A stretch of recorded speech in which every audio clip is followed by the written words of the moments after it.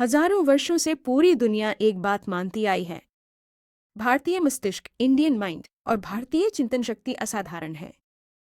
यह कोई भावनात्मक दावा नहीं है, बल्कि इतिहास के सैकड़ों प्रमाण इस बात को सिद्ध करते हैं।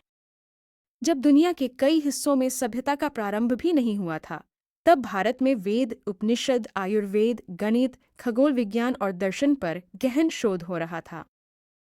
उदाहरण के लिए, आर्यभट्ट ने लगभग 1500 वर्ष पहले पृथ्वी के घूर्णन, रोटेशन ऑफ अर्थ और शून्य जीरो के सिद्धांत को स्पष्ट किया। सुश्रुत ने 2500 वर्ष पहले सर्जरी और प्लास्टिक सर्जरी की तकनीकों का वर्णन किया। चरक ने आयुर्वेद को व्यवस्थित चिकित्सा विज्ञान के रूप में स्थापित किया। जब यूरोप के कई देशों में चिकित्सा व्यवस्था प्रारंभिक अवस्था में थी, तब तक्षशिला और नालंदा जैसे विश्वविद्यालयों में दुनिया भर से विद्यार्थी शिक्षा लेने आते थे। इतिहास यह भी बताता है कि कभी भारत को सोने की चिड़िया, गोल्डन बर्ड कहा जाता था। लेकिन भारत की असली शक्ति केवल धन या संसाधन नहीं थी। भारत की असली शक्ति थी ज्ञान, दर्शन और मनोविज्ञान की गहराई। भारत के दार्शनिकों ने हजारों वर्ष पहले यह समझ लिया था कि युद्ध केवल हथियारों से नहीं जीते जाते, बल्कि मन और मनोविज्ञान की शक्ति से जीते जाते हैं। इसका सबसे बड़ा उदाहरण है महाभारत का युद्ध।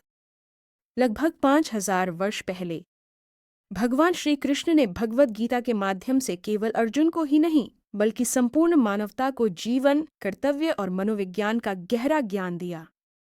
गीता का सार यह था कि जो व्यक्ति अपने मन, विचार और कर्म पर नियंत्रण कर लेता है, वही वास्तविक विजय प्राप्त करता है। आज 21वीं सदी में आधुनिक मनोविज्ञान और थेरेपी भी इसी बात को स्वीकार कर चुके हैं। दुनिया भर के मनोवैज्ञानिक और न्यूरोसाइंटिस्ट यह मानते हैं कि मेडिटेशन, ध्यान, मानसिक स्वास्थ्य, निर्णय क्षमता और एकाग्रता को असाधारण रूप से बढ़ा सकता है। यह वही ज्ञान है जिसे भारत के ऋषि मुनियों ने हजारों वर्षों की तपस्या से खोजा था।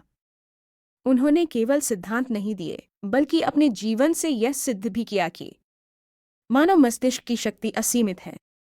यही कारण है कि आज 21वीं सदी में भी दुनिया की सबसे बड़ी कंपनियां माइक्रोसॉफ्ट, गूगल, एडोब, IBM जैसी वैश्विक कंपनियां भारतीय प्रतिभाओं को अपनी सबसे ऊंची नेतृत्व भूमिकाओं में देखती हैं। आज दुनिया की कई विकसित अर्थव्यवस्थाएं भारतीय विद्यार्थियों को अपने देशों में पढ़ने के लिए आकर्षित करती हैं।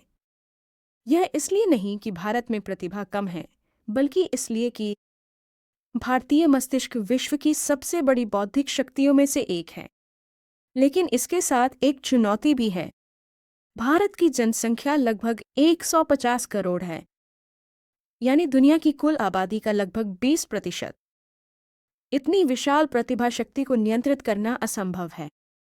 लेकिन इतिहास यह भी बताता है कि अगर किसी शक्ति को सीधे रोका नहीं जा सकता, तो उसे भटकाया जा सकता है।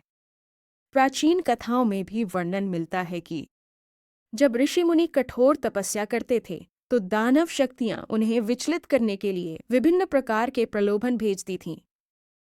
आज 21वीं सदी में यह विचलन अलग रूपों में दिखाई देता है। अत्यधिक मनोरंजन, अनियंत्रित सोशल मीडिया, तुलनात्मक जीवन शैली और सतही ज्ञान की बाढ़।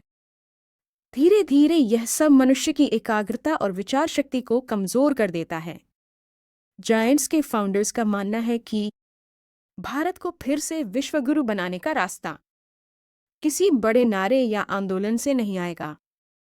यह शुरू होगा हर भारतीय के भीतर से, और इसकी शुरुआत होगी ज्ञान से।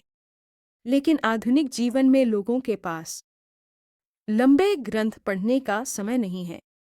इसीलिए ज्ञान जी एक सरल प्रयास है। ज्ञान जी का उद्देश्य है भारत के हजारों वर्षों के ज्ञान, ऋषि मुनियों की तपस्या, राजाओं का साहस और क्रांतिकारियों के बलिदान को हर भारतीय तक सरल, संक्षिप्त और दैनिक रूप में पहुंचाना। ज्ञान जी के माध्यम से हर भारतीय को उसकी सुविधा के अनुसार केवल दिन के 2 मिनट देने हैं, और बदले में उसे मिलेगा भगवद गीता का ज्ञान, भारतीय दर्शन की गहराई, इतिहास के प्रेरणादायक प्रसंग और जीवन को दिशा देने वाली बुद्धिमत्ता, वह भी सीधे उसके व्हाट्सएप पर, उसकी अपनी भाषा में। ज्ञान जी का उद्देश्य केवल जानकारी देना नहीं है। ज्ञान जी का उद्देश्य है हर भारतीय को उसकी जड़ों से जोड़ना, ताकि वह यह समझ सके कि उसके भीतर भी वही शक्ति है जो हजारों वर्षों से इस सभ्यता को जीवित रखे हुए है।